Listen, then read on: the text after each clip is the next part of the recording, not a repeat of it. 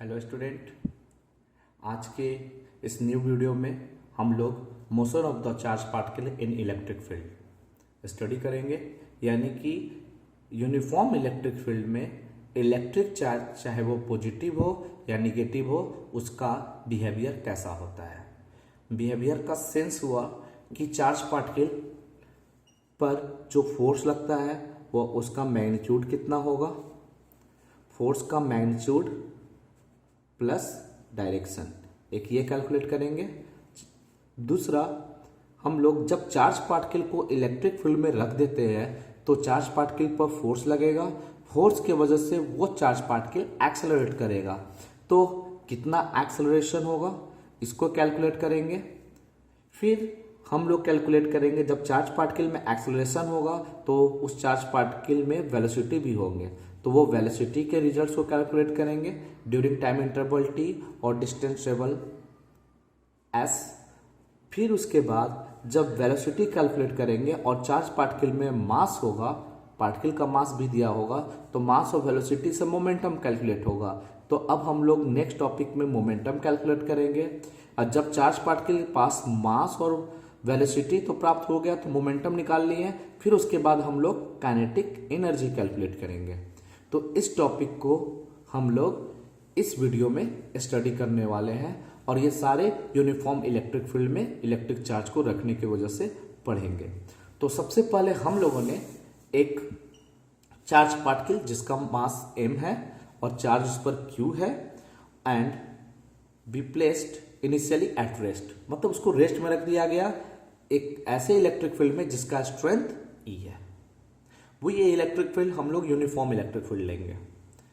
अब जब हम लोग चार्ज पार्टिकल को इलेक्ट्रिक फील्ड में रखेंगे तो फोर्स तो एक्सपीरियंस करेगा ही, और जब फोर्स एक्सपीरियंस करेगा तो चार्ज पार्टिकल एक्सेलरेट करेगा।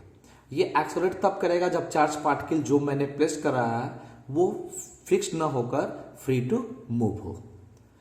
तो अब हम लोग सबसे पहले बिहेवियर देखते हैं पॉजिटिव चार्ज की वजह से। तो अगर हम पॉजिटिव चार्ज को इलेक्ट्रिक फील्ड में रखते हैं तो अब देखते हैं कि उसका मैग्नीट्यूड और डायरेक्शन क्या होता है। तो सबसे पहले एक यूनिफॉर्म इलेक्ट्रिक फील्ड ले लिया।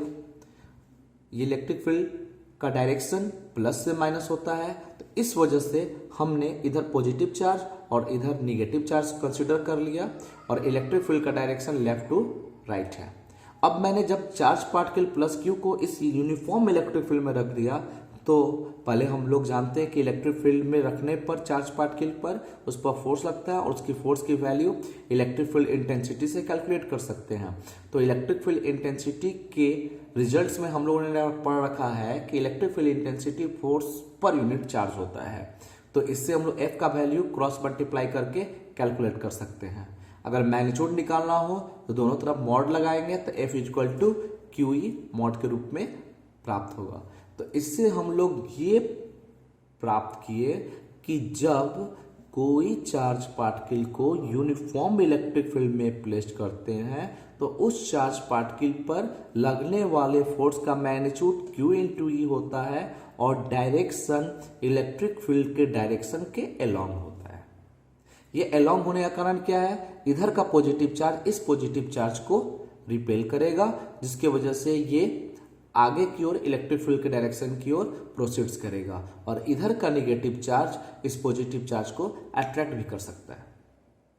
तो इसका रिजल्टेंट डायरेक्शन इलेक्ट्रिक फील्ड के डायरेक्शन के अलोंग, ये पॉइंट ध्यान रखना है क्योंकि इस पॉइंट का, इस डायरेक्शन का हमें आगे यूज होगा।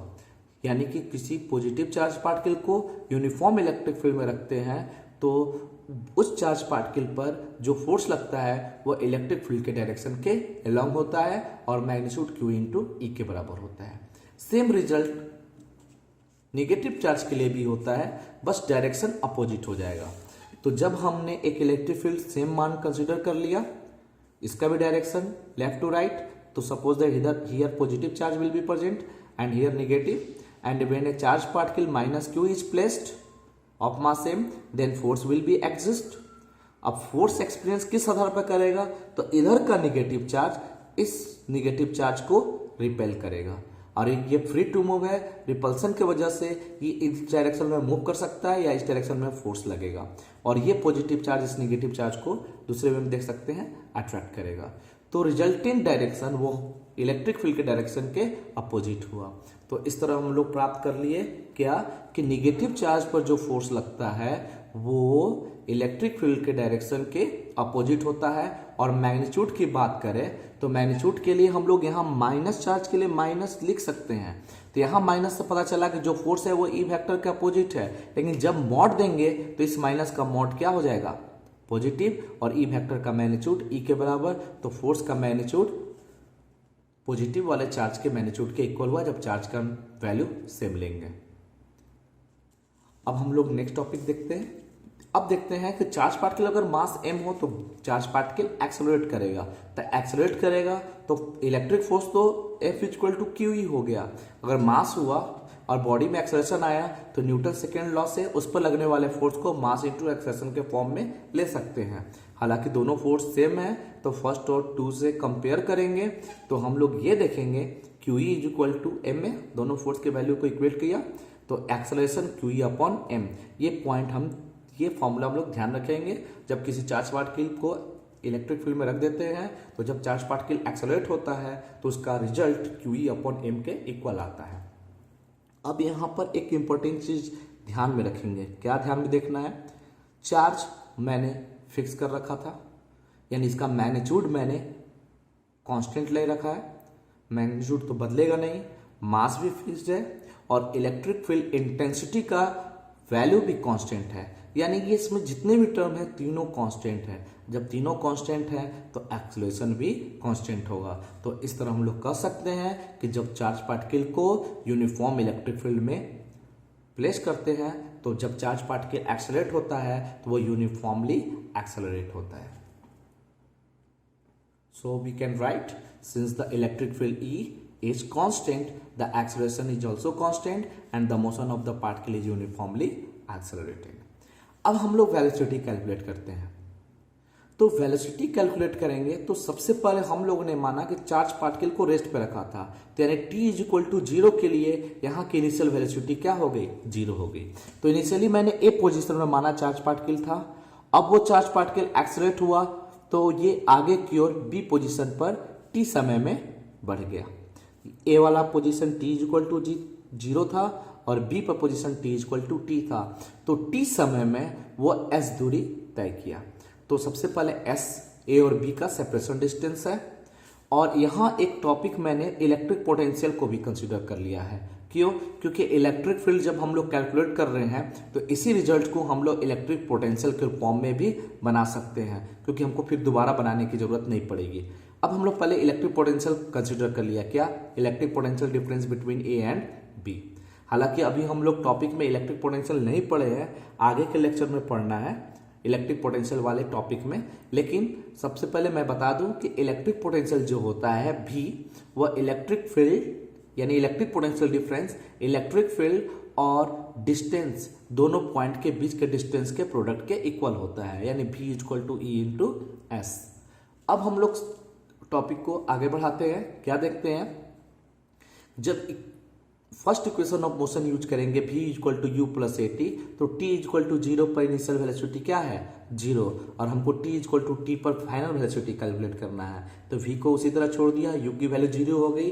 और a अभी हम लोग पीछे टॉपिक में पढ़ चुके हैं कि चार्ज पार्टिकल जब एक्सेलरेटेड मोशन में होगा यूनिफॉर्म इलेक्ट्रिक फील्ड में उसकी value Q E upon M आएगा। तो क्यू ई अपॉन एम रख दिए तो t, तो ये वेलोसिटी हमें प्राप्त हो गया इलेक्ट्रिक फील्ड इंटेंसिटी के फॉर्म में। अब हम लोग t को रिप्लेस करते हैं डिस्टेंस से। तो t को डिस्टेंस से रिप्लेस करने के लिए हम लोग third equation of motion use करेंगे। कौन सा? v स्क्वायर बराबर यू स्क्वायर प्लस 2s। ये हम लोग इसलिए यूज कर रहे हैं कि s में करेंगे तो हमें इलेक्ट्रिक पोटेंशियल के फॉर्म में v का वैल्यू कैलकुलेट होगा।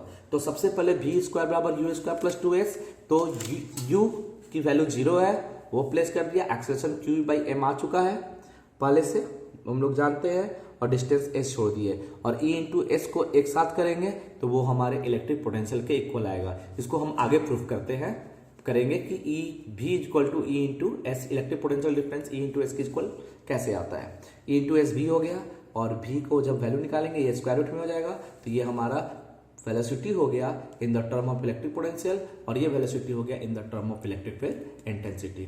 अब जब हम लोग वेलोसिटी कैलकुलेट कर लिए तो मोमेंटम भी कैलकुलेट कर लेते हैं। तो मोमेंटम होता है मास इंटू वेलोसिटी के बराबर। वेलोसिटी अगर इलेक्ट्रिक फील्ड के फॉर्म में रखेंगे तो हमारा रिजल्ट Q इंटू टी आएगा।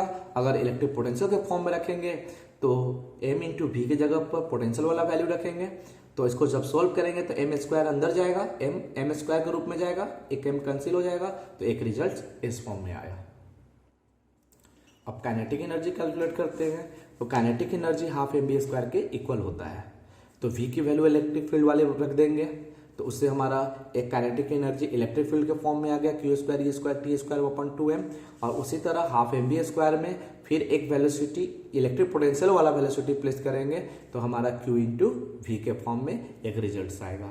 तो अब जैसा क्वेश्चन पूछेगा उस आधार पर इलेक्ट्रिक फील्ड हो या इलेक्ट्रिक पोटेंशियल हो वैसे हम लोग वेलोसिटी, मोमेंटम और काइनेटिक एनर्जी कैलकुलेट कर सकते हैं। इसको हम लोग आगे लेक्चर के वीडियो में न्यूमेरिकल के रूप में इस टॉपिक को डिस्कस करेंगे। अब हमारा आगे का टॉपिक है क्या कि जब चार्ज पार्टिकल को इलेक्ट्रिक फील्ड के परपेंडिकुलरली प्रोजेक्ट करते हैं तो चार्ज पार्टिकल का पाथ नेचर कैसा होता है और रिजल्टेंट वेलोसिटी क्या होती है वो हम लोग कैलकुलेट करने वाले हैं। तो सबसे पहले हमने दो एक्सिस ड्रॉ कर लिया, एक x और एक y। चार्ज पार्टिकल को इनिशियली ओ पोजीशन पर कंसीडर कर लिया। अब इस ओ पोजीशन से चार्ज पार्टिकल को इनिशियली u वेलोसिटी से s डायरेक्शन में प्रोजेक्ट कर रहे हैं।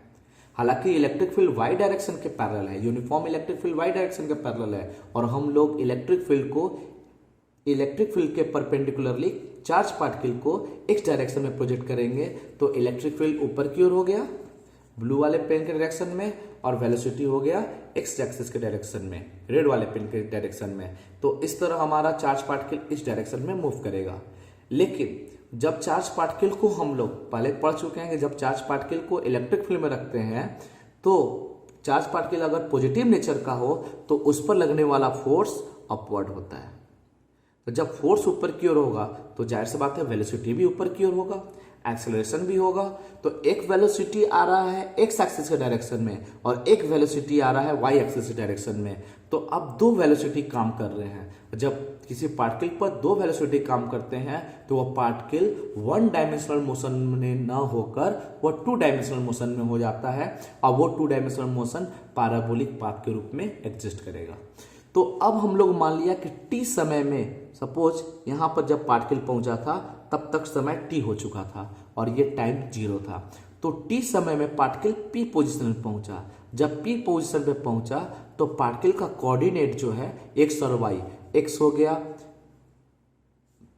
O से इस पॉइंट के बीच की दूरी और y यहां से यहां तक का डिस्टेंस हो गया x एक्सिस से। तो अब हम लोग सबसे पहले ये देखते हैं कि x का वैल्यू टाइम के फॉर्म में क्या है। तो वेलोसिटी इज इक्वल टू होता है डिस्टेंस अपॉन टाइम, क्योंकि पैराबोलिक पाथ में हॉरिजॉन्टल डायरेक्शन वाले यानी x डायरेक्शन वाले वेलोसिटी कांस्टेंट होते हैं। तो ये वैल्यू हमेशा कांस्टेंट रहेगा। तो इसको हम लोग simply formula speed is equal to distance upon time से निकाल सकते हैं। तो x बराबर u इंटू टी, तो x is equal to speed into time के फॉर्म में हो गया। तो इससे हम लोग time x by U calculate कर लिए। ये इक्वेशन फर्स्ट हो गया। अब हम लोग y डायरेक्शन के बारे में सोचते हैं। तो y डायरेक्शन में तो इनिशियली कोई वेलोसिटी नहीं है यहाँ पर, क्योंकि चार्ज पार्टिकल पर फोर्स लगा। पहले तो मैंने इस डायरेक्शन में प्रोजेक्ट किया तो इस डायरेक्शन में गया नहीं, तो इसके लिए इनिशियल वेलोसिटी जो है y डायरेक्शन में वो 0 है। और डिस्टेंस जो है वो क्या है, वो मान लीजिए वो जो दूरी तय किया t समय में वो y दूरी तय किया। यहाँ तक जब पार्टिकल यहाँ पर पहुंचा तो यहाँ से यहाँ तक पहुंचने में वक्त कितना लगा t, तो डिस्टेंस कितना ट्रेवल किया y। तो हम लोग x बराबर U T plus half A T square से लिख सकते हैं। इनिशियल यहाँ की वेलोसिटी क्या थी, y डायरेक्शन में 0 और 1/2 एक्सेलरेशन तो एग्जिस्ट करेगा ही, टाइम को टी स्क्वायर के फॉर्म में छोड़ दिए तो y s का वैल्यू y हो गया। तो y is equal to half A T square, y is equal to half A T square. अब हम लोग एक बार रिपीट कर देते हैं। इस बराबर U T plus half A T square, you का वेलोसिटी इस डायरेक्शन में 0 था तो यू का वैल्यू 0 हो गया और ये वैल्यू हाफ टी स्क्वायर, इसके जगह रिजल्ट पर वाई रख दिए तो Y equal to half T square. अब हम लोग half A T square sorry, अब हम लोग क्या करते हैं, जो टाइम का वैल्यू आया है उस वैल्यू को यहाँ प्लेस करेंगे तो Y is equal to 1/2 a X square by U square के रूप में होगा। अब हम लोग ये देखते हैं कि एक्सेलरेशन का जो वैल्यू आता है 1/2 QE बाई एम आता है, तो एक्सेलरेशन का वैल्यू रख दिया, ये x square by U square. इसी रिजल्ट को मैंने पीछे कॉपी कर रखा है, तो 1/2 QE by M X square by U square, जहाँ एक्सेलरेशन का वैल्यू QE बाई एम है। तो ये हमारा इक्वेशन हो गया, equation of the path of the particle when it is projected perpendicular to the direction of electric field। अब यहां पर ये देखते हैं कि यहां पर चार्ज भी कांस्टेंट है, इलेक्ट्रिक फील्ड भी कांस्टेंट है, मास भी कांस्टेंट है। अगर प्रोजेक्टिंग वेलोसिटी भी कांस्टेंट हो तो ये सारे रिजल्ट्स कांस्टेंट है, तो y directly proportional to x square. ये इक्वेशन पैराबोलिक के पाथ को रिप्रेजेंट्स करता है। अब हम लोग वेलोसिटी कैलकुलेट करते हैं। कहाँ वेलोसिटी कैलकुलेट करेंगे, तो इस पॉइंट पर वेलोसिटी कैलकुलेट करेंगे। तो इस पॉइंट पर वेलोसिटी कैलकुलेट करने के लिए अब इस फिगर को हम लोग थोड़ा नीचे ड्रॉ करते हैं फिर से। सपोज दैट चार्ज पार्टिकल इस तरह पैराबोलिक पाथ में एग्जिस्ट किया होगा। सपोज दैट किसी इंस्टेंट पी पॉइंट पर हुआ होगा, ये कंसिडर कर रखा है मैंने, और ये पॉइंट एक्स और वाई। तो प्रोजेक्टाइल पाथ पे एक्स डायरेक्शन वाली वेलोसिटी यानी प्रोजेक्टिंग वेलोसिटी कांस्टेंट होगी, तो इस डायरेक्शन वाली वेलोसिटी कांस्टेंट होगी। तो इस डायरेक्शन वाली वेलोसिटी कांस्टेंट क्यों लेंगे, पहला प्रश्न ये उठता है, वाई वाला कांस्टेंट क्यों नहीं लेंगे, क्योंकि एक्स एक्सिस वाई एक्सिस के डायरेक्शन में हमारा अप्लाइड इलेक्ट्रिक फील्ड है, और हम लोग पढ़ चुके हैं कि जब चार्ज पार्टिकल को इलेक्ट्रिक फील्ड में रखते हैं तो चार्ज पार्टिकल का फोर्स इलेक्ट्रिक फील्ड के डायरेक्शन के अलोंग लगता है, और यही इलेक्ट्रिक फील्ड के डायरेक्शन के अलोंग जो फोर्स लगेगा उस चार्ज पार्टिकल को एक्सेलरेटेड मोशन में ला देगा, और जब चार्ज पार्टिकल एक्सेलरेटेड मोशन में हो जाएगा तो वेलोसिटी कांस्टेंट नहीं होगी। तो इस डायरेक्शन में वेलोसिटी कांस्टेंट नहीं होगी, तो जो भी वेलोसिटी होगी कांस्टेंट वो इलेक्ट्रिक फील्ड के डायरेक्शन के परपेंडिकुलर। तो अब देखिए यहाँ पर भी एक्स मान लिया मैंने, यहाँ पी पॉइंट की एक्स एक्सिस डायरेक्शन वेलोसिटी जो है वो वी एक्स और वाई एक्सिस के पैरेलल जो है वो वी वाई है। अब ये रिजल्टेंट कैलकुलेट करते हैं, तो अगर हम वी एक्स निकालें तो वी एक्स यू के बराबर, ये बदलेगा ही नहीं, कांस्टेंट होने की वजह से वी एक्स की वैल्यू यू हो जाएगी। अब हम लोग वी वाई कैलकुलेट करते हैं, तो वी वाई कैलकुलेट कैसे करेंगे, तो वी वाई को कैलकुलेट करने के लिए हम लोग लिख सकते हैं वी वाई बराबर u y plus a y into T. तो वी वाई की जो वैल्यू है इनिशियल वैल्यू वो तो हमारा 0 है इस डायरेक्शन में, तो वो तो वाई एक्सिस के पहले 0 है, जो भी वेलोसिटी है वो तो एक्स डायरेक्शन में है इनिशियली। एक्सेलरेशन जो है वो ए वाई हम लोग निकाल चुके हैं, एक्सेलरेशन QE बाई एम होता है, एक्सेलरेशन QE बाई एम, तो उस एक्सेलरेशन को प्लेस कर देंगे तो वो रिजल्ट आ जाएगा QE अपॉन एम, और ये एक्सेलरेशन वाई एक्सिस के डायरेक्शन में होगा, और टाइम का वैल्यू क्या हो गया, टाइम का वैल्यू t उसी तरह छोड़ देते हैं। तो उस तरह हमें वी वाई बराबर एक रिजल्ट आता है QE by m into T. तो उसी रिजल्ट को मैंने पहले ही कैलकुलेट कर लिया है, v x equal to u और वी वाई बराबर QE by m into t. अब यहां पर यह देखते हैं कि दोनों एक दूसरे पर परपेंडिकुलर है, वी एक्स और वी वाई। तो रिजल्टेंट हम लोग कैसे कैलकुलेट करेंगे, तो पैरेललोग्राम लॉ ऑफ वेक्टर से, तो रिजल्टेंट ये लाइज करेगा। तो जो रिजल्टेंट होगा फिर से देखते हैं, वी एक्स इस डायरेक्शन में था, वी वाई अपवर्ड डायरेक्शन में था, और इनके बीच का एंगल 90 डिग्री है। तो resultant parallelogram law of vector से कैलकुलेट करेंगे, और ये पैरेललोग्राम ये भी ही रिप्रेजेंट करेगा रिजल्टेंट वेलोसिटी। तो रिजल्टेंट वेलोसिटी v बराबर v x square plus v y square plus 2v1 v x v y cos 90 वाला रिजल्ट डायरेक्ट 0 लिख दिया है, 90 की वजह से ये रिजल्ट आता है। तो वी एक्स पे ये वैल्यू रखेंगे, वी वाई की जगह ये वैल्यू रखेंगे, तो रिजल्टेंट वेलोसिटी कैलकुलेट हो गया। अब मान लीजिए रिजल्टेंट जो है v वह वी एक्स से बीटा एंगल सब्सटेंड कर रहा है, तो वैसी स्थिति में हम लोग बीटा निकालेंगे कि वो एक्स एक्सिस डायरेक्शन में कितना एंगल सब्सटेंड किया। तो tan बीटा इक्वल टू लिख सकते हैं, tan बीटा लिखेंगे परपेंडिकुलर अपॉन बेस, तो ये परपेंडिकुलर वाई एक्सिस के पैरेलल है, वाई एक्सिस यानी वी वाई, और ये एक्स एक्सिस के अलॉन्ग है, तो फॉर्मूला हो गया tan beta equal to v y upon v x. V y की वैल्यू क्यू इंटू टी आ चुका है, q into t by m, और वी एक्स का वैल्यू यू है, वी एक्स का वैल्यू यू है। तो इस तरह हम लोग beta equal to tan inverse q e t by m into u calculate कर सकते हैं। अब हम लोग इस पर आधारित न्यूमेरिकल को नेक्स्ट लेक्चर वाले वीडियो में देखेंगे और देखेंगे कि कैसे सॉल्व होता है, और बाकी इस वीडियो का जो पीडीएफ नोट्स है डिस्क्रिप्शन लिंक में दिया हुआ है, वहां से आप डाउनलोड कर सकते हैं।